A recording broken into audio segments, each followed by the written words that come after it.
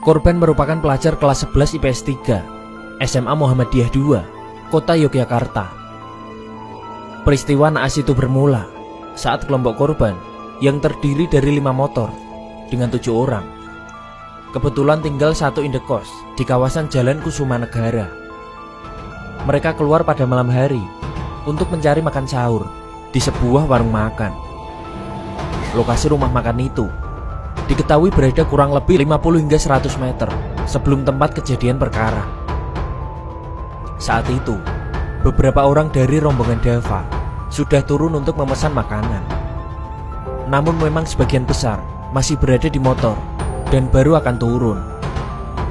Namun tiba-tiba, lewatlah 2 motor yang dinaiki oleh 5 orang. Satu motor dikendarai 2 orang dan satunya dikendarai oleh 3 orang. 2 motor itu memblayer tepat ke arah rombongan Dava dan berkesan seperti nada mengejek. Kelompok Dava yang merasa tidak terima dengan blayeran itu akhirnya berusaha mengejar kelompok pelaku menuju ke arah utara di Jalan Gedong Kuning. Setidaknya ada 4 motor kelompok korban yang mengejar rombongan pelaku. Namun ternyata kelompok pelaku yang sudah berada di depan dan sedang dikejar itu sudah berhenti dan memutar balik motornya dengan maksud mereka menunggu kelompok korban untuk tiba. Motor pertama dari kelompok Dava tidak sempat terkena pukulan benda tajam yang dimiliki oleh kelompok pelaku sehingga ia lolos. Dan dalam kejadian ini, Dava dibonceng berada di urutan motor kedua. Kelompok pelaku mengayunkan sabetan senjata tajam ke arah teman Dava, namun ia berhasil menghindar karena berada di depan dan melihat senjata itu.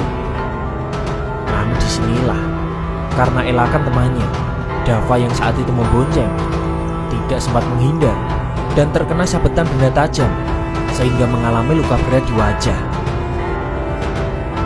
Setelah korban terkena sabetan, 2 motor pelaku melarikan diri ke arah selatan.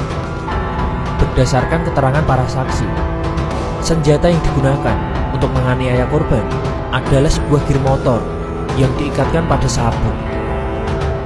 Setelah kejadian itu, temannya yang mengendarai sepeda motor langsung membawa korban ke arah timur, hingga akhirnya ditemukan oleh petugas Direktorat Sabara Polda DIY yang sedang berpatroli dan langsung membantu menolong korban.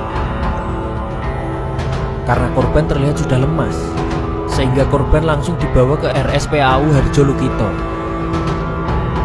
Setelah mendapatkan perawatan medis di rumah sakit, pada pukul 9.30 pagi hari, korban dinyatakan meninggal dunia.